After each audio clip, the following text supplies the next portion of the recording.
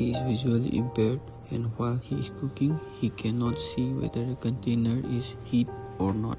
In order to put the oil, so he slowly touch the container and feel the heat of the container and put the oil when it is heat up.